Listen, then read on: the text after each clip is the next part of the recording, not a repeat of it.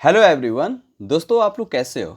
I hope आप लोग बहुत ही अच्छे होंगे। आपकी तैयारी काफ़ी अच्छी से चल रही होगी क्योंकि स्टेट ने जो बिहार में होने वाली है वो अपना डेट रिलीज कर चुकी है। टीजीटी का एग्ज़ाम 5 सितंबर को और पीजीटी का एग्ज़ाम 12 सितंबर को होने जा रही है।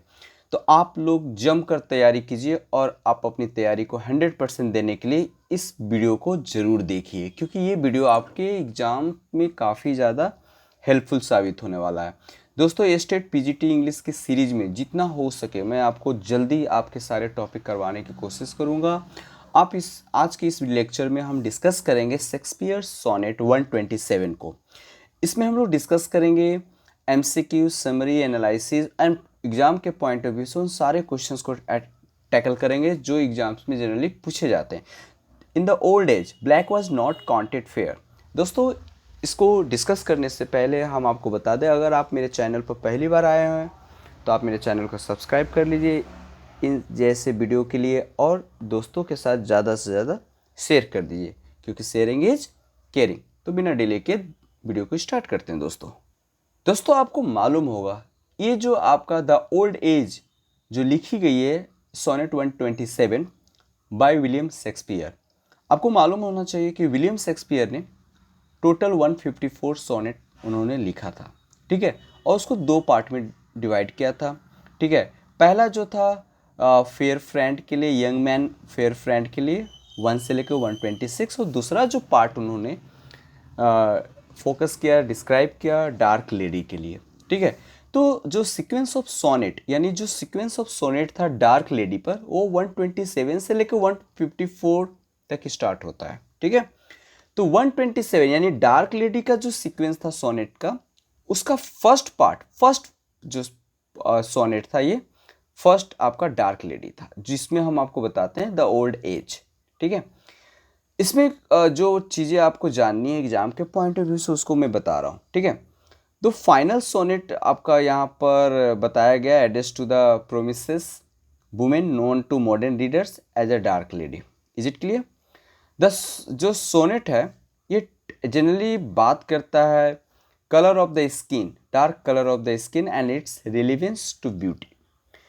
एक्चुअली जो डार्क कलर है उसको ज़्यादा वैल्यू नहीं दी जाती है, ज़्यादा उसे प्रेफर नहीं किया जाता, उसे ब्यूटी नहीं माना जाता। लेकिन अकॉर्डिंग टू पोएट यहाँ पर डार्क जो स्किन है उसको कमेंट भी कर रहे हैं, क्रिटिसाइज भी मतलब लोगों के द्वारा कही गई बातों को एक्सप्लेन भी कर रहे हैं और उसकी खूबसूरती को व्याख्या कर रहे हैं। इन सारे सोनेट में डिस्कस करेंगे, पहले आप देख लीजिए। इसमें एक और एग्जाम के पॉइंट ऑफ व्यू से ये भी जानना है कि इसमें कितने लाइन्स हैं, तो इसको में 14 लाइन्स है दोस्तों। 14 लाइन्स को 3 क्वाइटेरियंस में डिवाइड किया गया। कितने क्वाइटेरियंस? 3। 1 कपलेट, एक जो स्टेंजा आपको मिलेगा उसमें 4 लाइन्स है, 4 3 12 हो जाएगा, और 1 कपलेट 2 लाइन्स का है, तो टोटल 14 लाइन्स हो गए।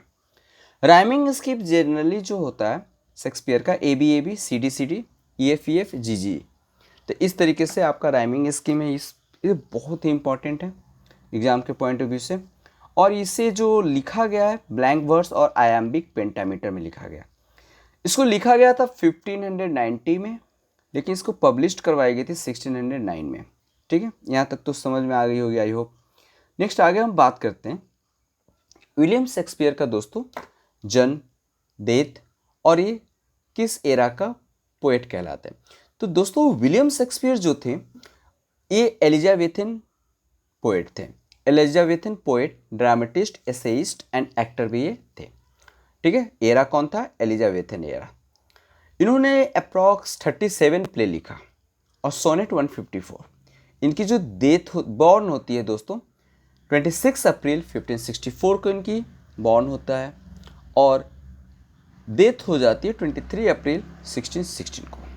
यहाँ तक तो आई होप क्लियर हो गया होगा। ठीक है, तो अब चलते हैं हम लोग लाइन बाय लाइन इस सोनेट को एक्सप्लेन कर लेते हैं। ठीक है, कहीं जाइएगा नहीं, अगर पसंद आ रहा हो तो इसे शेयर सब्सक्राइब जरूर कीजिएगा। दोस्तों सबसे पहले हम फर्स्ट लाइन पर चलते हैं। तो पहला लाइन जो कहता है in the old age black was not counted fair. पुराने जमाने की अगर हम बात करें जिनकी कलर ब्लैक होती थी, बाई स्किन की बात कर रहे हैं, तो उन्हें फेयर नहीं माना जाता। फेयर का मतलब ईमानदार। उन्हें अच्छा नहीं समझा जाता था, उन्हें फेयर दिल वाला नहीं समझा जाता था। उनको स्किन से जज किया जाता था कि आप अच्छे नहीं हो क्योंकि आपकी स्किन डार्क है, ऐसा यहाँ पर बताया गया है। ठीक है, तो नेक्स्ट लाइन को डिस्कस करते हैं। और if it war it bore not beauty names. आगे की लाइन में जो सेकेंड लाइन में बोला गया, इफ इट वॉर, अगर उन्हें अच्छा मान भी लिया गया तो उन्हें फेयर वाला जो वर्ड है उनकी ब्यूटी के लिए कभी यूज नहीं किया गया। फेयर वाला जो वर्ड है ईमानदारी के लिए कभी यूज नहीं किया गया। उन्हें कभी भी फेयर जैसे वर्ड का यूज करके उन्हें, मतलब उनका कहने का मतलब था पुराने ज़माने में कि if you are black colour that means you are not a beautiful. Is it clear? Third line को समझते हैं। But now is black beauty successive here. Third line में पोएट कहते हैं but now is black beauty successive here, it means अब, लेकिन अब जो है black beauty successive here, black का मतलब ये अब उसका जो मीनिंग है वो बदल चुका है। ब्लैक का मतलब अब खूबसूरती से, ब्लैक का मतलब आप खूबसूरत हो, आपकी एक अलग पहचान है सोसाइटी में। अकॉर्डिंग टू पोएट आप खूबसूरती का एक उत्तराधिकारी हो, successive heir. That means if you are nobody जज you by your skin colour. अब सबका अपना एक खूबसूरती है और ब्लैक जो कलर वाले लोग हैं वो ज़्यादा खूबसूरत दिखते हैं, लगते हैं, ऐसा पोएट कह रहे हैं। नेक्स्ट लाइन कहते हैं and beauty slandered with a bastard shame. इसका मतलब ये हुआ कि जो खूबसूरती का मतलब है आज के डेट में उसको मजाक बना दिया गया है, उसे बेइज्जत किया गया है। कहने का मतलब है कि अगर आपका चेहरा थोड़ा डार्क है तो आप उसे क्या करते हैं कि जो आर्टिफिशियली मेकअप होता है उससे कर कर आप अपने आप को खूबसूरत दिखने की कोशिश करते हैं, दिखाने की कोशिश करते हैं। तो वैसे खूबसूरती को हम खूबसूरत नहीं कहेंगे, उसको एक बास्टर्ड सेम कहेंगे। उसे हम मतलब रियलिटी जो खूबसूरती होती है उसको हम नहीं कहेंगे। रियलिटी खूबसूरती तो वो होती है जो ब्लैक ब्यूटीज़ को कहा गया है, जो रियल में खूबसूरत है, जो रियल में दिखता है। उस पर आप मेकअप कर लेते हो तो खूबसूरत नहीं रह जाता। तो आप नेचर कलर, जो नेचर्स का कलर है उसको आप ढकने की कोशिश कर रहे हो। ठीक है, नेक्स्ट लाइन को देखते हैं। नेक्स्ट स्टेंजा की फर्स्ट लाइन को देखते हैं दोस्तों। नेक्स्ट स्टेंजा का फर्स्ट लाइन कहते हैं, पोएट कहते हैं दोस्तों, for since each hand hath put on natures power. इसका मतलब होता है कि ह्यूमन बींग्स जो हर चीज़ को बदलने के लिए जाना जाता है, लेकिन इसका मतलब ये नहीं है कि ह्यूमन बींग्स जो है, जो ह्यूमन बींग्स का जो हाथ है जिस खूबसूरती चीज़ों पर पड़ा है या जिस नेचर्स पर पड़ा है उसके मायने बदल गया है, उसकी खूबसूरती को बदल दिया है। ठीक है, कहने का मतलब है कि ये जो ब्यूटी, जो ब्लैक ब्यूटी की बात हो रही है वहाँ पर ह्यूमंस हैंड पड़ा जिसके वजह से उसको क्या हो गया, उसको मेकअप करके ज़्यादा खूबसूरती दिखाने की कोशिश करते हैं। But this is not a real beautiness. Okay, तो इंसान के जो हाथ है जहाँ जहाँ पड़ा है नेचर्स के चीज़ों पर, उसकी मायने, उसकी मतलब बदल दिया गया है। Second, fearing the fall with art's falls borrowed face। अब इस जो हाथ है ना ह्यूमन बींग्स का, वो क्या करता है, वो जो हाथ को बदसूरत बोला गया कि ये जो हाथ है बदसूरत हाथ है जो एक ह्यूमन बींग्स के हर चीज़ को चेंज कर देता है, उसकी खूबसूरती खूबसूरत बनाने के लिए कोशिश करता है, खूबसूरत बना देता है, चेंज कर देता है। लेकिन आपको सही मायने में बताया जाए, बोला जाए तो वो सही खूबसूरत नहीं है, वो दिखावा है, एक आयरनी है। मतलब कह सकते हैं कि वो एक ऊपर का झूठ का खूबसूरती दिख रहा है, अंदर रियलिटी कुछ और है।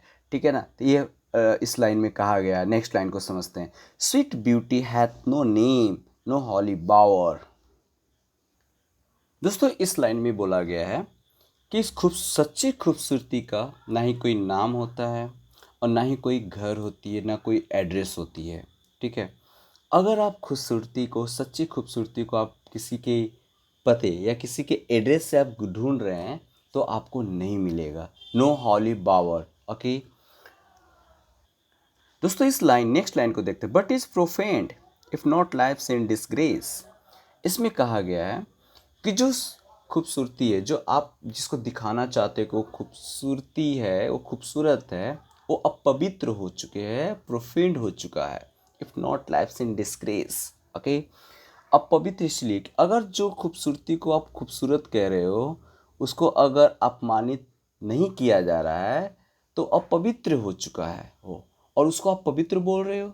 जो सच में ब्यूटी खूबसूरत है उसको पवित्र ना बोल कर उसको अपवित्र बोल रहे हो। उल्टा बोल रहा है कि आप पवित्र चीज़ों को अपवित्र बोल रहे हो, और जिसको आप जो आप मेकअप करके आप दिखाना चाह रहे हो, है ना, लोगों को कि मैं बहुत ज़्यादा खूबसूरत, वो अपवित्र, उसको अगर क्रिटिसाइज नहीं हो रहा है तो अपवित्र हो चुका है वो।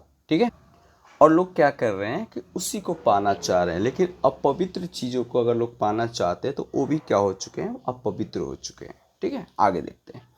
There for my mistress eyes are even black. इस लाइन को मतलब समझते हैं क्या है। अगर मैं अपनी मिस्ट्रेस की बात करूं, मेरी जो मिस्ट्रेस की आई है, जो उनकी भौवे है, भौवे मतलब जो आँख के ऊपर वाली जो पार्ट होता है उसकी, वो उसकी भौवे की वजह से मेरी मिस्ट्रेस की आँखें काफ़ी खूबसूरत दिखती हैं, है ना। हर आई सो सूटेड। और जो ये भौवे हैं ना, आँखों की खूबसूरत को बढ़ा देता है और आँखों से मेल खाते हैं। एंड दे मॉर्नर सीम। मतलब ऐसा प्रतीत होता है, ऐसा लगता है कि ये जो आँखें हैं ना, लोगों की क्रिटिसाइज की वजह से, लोगों की जो रियलिटी खूबसूरत ना पहचानने के वजह से बिलाप कर रही है, तकलीफ में है, दुख में है। Next, at such who not born fair no beauty lack. ये आंखें इसलिए बिलाप कर रही है कि जो जन्म से फेयर नहीं है, जो जन्म से गोरे नहीं है, तो लोग उसको खूबसूरती नहीं बोलते हैं, उसको खूबसूरत नहीं बोलते हैं, इसीलिए वो बिलाप कर रही है। कि जो जन्म से फेयर नहीं है इसका मतलब ये नहीं है कि वो खूबसूरत नहीं है, लेकिन लोग का ऐसा धारणा बन गया है कि जिनकी स्किन डार्क है, डीप है, वो खूबसूरत नहीं है, इसीलिए वो आंखें बिलाप कर रही है। No beauty lack. लेकिन इसका मतलब ये नहीं है कि वो खूबसूरत नहीं, वो खूबसूरत हैं, नेचुरल खूबसूरत हैं, natural. Okay, next line, slandering creations with a false esteem. इसका मतलब ये हो रहा है कि प्रकृति की बनाई चीज़, प्रकृति की बनाई हुई जो गॉड गिफ्टेड चीज़ें हैं उसको उसको क्रिटिसाइज किया जाता है। फ्लडनिक क्रिएशन जो मतलब फॉल्स सिस्टम्स, उन्हें बोला जाता है कि ये इनकी रंग अगर काला है, डार्क है, ओके, तो खूबसूरत नहीं है। ओके, इस तरीके से बोलकर आरोप लगाया जाता है, लेकिन ऐसा नहीं है, वो खूबसूरत है। Next line, yet so they mourn becoming of their own। और इसमें ये लाइन में ये कहा गया है कि जिनकी स्किन काला है, डीप डार्क है, और रो रहे हैं, बिलाप कर रहे हैं, वो सोच रहे हैं कि वो खूबसूरत नहीं है, उन्हें लोग क्रिटिसाइज कर रहे हैं कि आप खूबसूरत नहीं हो, लोग उनसे प्यार नहीं कर रहे, उन लोगों से दूर लोग रहते हैं। ठीक है, और इसलिए भी वो तकलीफ में है क्योंकि अ, उनका काला रंग है, इसलिए तकलीफ में नहीं है, इसलिए तकलीफ में है क्योंकि लोग उनको अपना नहीं रहे, लोग उनसे प्यार नहीं कर रहे, उनके रंगों को लेकर क्रिटिसाइज कर रहे हैं, इस वजह से वो तकलीफ में है। ये सारे चीज़ों को सुनकर वो तकलीफ में है जिनका रंग काला है। Is it clear? Next line, that every tongue says beauty should look so. हमारे सोसाइटी में हर जवान ये कहता है कि आपको खूबसूरती का मतलब खूबसूरत दिखना चाहिए। अगर आपका रंग डार्क है, डीप है, तो उसको आप मेकअप करके अपने आप को खूबसूरती दिखाने की कोशिश कीजिए, खूबसूरत बनने की कोशिश कीजिए। और आपका जो नेचुरल कलर है, डीप है, डार्क है, इसका मतलब आप खूबसूरत नहीं हैं, आप सजिए संवरिए, ऐसा सोसाइटी कहते हैं। और ये चीज़ें गलत है। ठीक है, ऐसा पोएट मानते हैं। दोस्तों, पोएट इसमें लास्ट में कंक्लूजन अगर देखा जाए तो पोएट चाह रहे हैं कि जो नेचर्स की सही चीज़ है उसको लोग एक्सेप्ट करें, नेचर की बनी हुई चीज़ है, जिस जिस भी वे में लोग अगर प्रेजेंट है उसको लोग एक्सेप्ट करें, उस पर दिखावे लिपापोती करने की ज़रूरत नहीं है। लोग दिखाते हैं कि वो खूबसूरत बनना चाहते हैं, है ना, ऐसा नहीं ना करें। दिखावा जो दिखावटी मेकअप होता है उसके जगह पर जो रियलिटी उनके अंदर में है, उसी को रिप्रेजेंट करने की कोशिश करें। और पोएट ये कहना चाह रहे हैं लास्ट में कि आप हर वे में सबको एक्सेप्ट करो, ना कि उसकी झूठ की मेकअप को एक्सेप्ट करो। तो आई होप ये पोएम आपको अच्छा लगा होगा। चलिए अब हम डिस्कस करते हैं उन सारे इंपॉर्टेंट क्वेश्चंस को जो एग्जाम्स में आने वाली है दोस्तों। Is it clear? जाइएगा नहीं। चलिए फर्स्ट क्वेश्चन आपके सामने ये रहा, how many sonnet are address to dark lady by Shakespeare. तो कितने सोनेट को एड्रेस किया गया dark lady? 28। Option number B. How many sonnet are there in total by Shakespeare की लिखी हुई टोटल सोनेट कितने हैं? तो आई होप आपको मालूम होगा, फिर मैं आपको बता देता हूँ, 154। Is it clear? चलिए आगे देखते हैं। In what year the Shakespeare born, Shakespeare की जन्म कब हुआ था? तो आई होप आपको पहले से पता होगा, फिर भी मैं आपको बताता हूँ। 1564। Shakespearean sonnet usually contain, Shakespearean sonnet जो होता है उसमें ज़्यादातर क्या चीज़ होते हैं? तो बताइए क्या होना चाहिए? तो देखा जाए तो शेक्सपियरियन सोनेट में 3 स्टेंजा यानी 4 लाइन्स, 4 इंटू 3 12 हो गया, और 1 कपलेट यानी option number D. Sonnet usually are in, तो सोनेट जो होते हैं जनरली किस चीज़ में होते हैं? क्या free verse, iambic pentameters, iambic trimeter, या वर्सो ट्रोनोको? तो जनरली जो सोनेट्स होते हैं आयम्बिक पेंटामीटर्स होते हैं, यानी ऑप्शन बी करेक्ट। नेक्स्ट देखते हैं दोस्तों, क्वेश्चन नंबर 6 आपके स्क्रीन पर ये रहा, what is the rhyme scheme of the sonnet 127। तो 127 का राइमिंग स्कीम क्या है? तो राइमिंग स्कीम दोस्तों इसका ABAB, CD EFEF and GGG। तो 3 स्टेंजा और 1 couplet. Is it clear? Okay next question पर चलते हैं। Question number 7, who is the addresses of part 2 in Shakespeare sonnet. तो पार्ट 2 में डार्क लेडी को बताया गया, एड्रेस किया गया है, तो डार्क लेडी हो जाएगा आंसर, ठीक है। और फर्स्ट पार्ट में फेयर यूथ, ठीक है। नेक्स्ट क्वेश्चन पर चलते हैं दोस्तों। इनमें से जो शेक्सपियर का जो सोनेट्स है क्या देखने को मिलता है, यानी following is the theme dealt with the Shakespeare sonnets. तो शेक्सपियर के सोनेट में लव भी देखने को मिलता है, mortality, the passage of time and all of the above. तो ऑप्शन आपका ये सारा होगा, all of the above. How many Shakespeare sonnet dwell on a religious theme? तो just 1, option C. Shakespeare sonnet 1 to 26 from a series address to, अभी मैंने बताया था क्या होगा, beautiful youth. Very good, beautiful youth. चलिए आगे क्वेश्चन को डिस्कस करते हैं। Which one of the following terms is often called for England's national poet William Shakespeare. तो इंग्लैंड में विलियम शेक्सपियर को क्या कहा जाता है? तो आपको पता होगा, bard of Avon, bard of Avon बोला जाता है। Is it clear? Bard of Avon. When was William Shakespeare baptize? William Shakespeare को बैप्टाइज कब किया गया था बताइए? तो 26 अप्रैल 1564 को विलियम शेक्सपियर को बैप्टाइज किया गया था दोस्तों।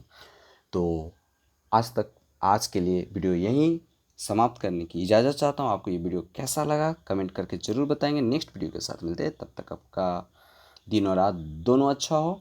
Keep learning, keep practising. जय हिंद दोस्तों।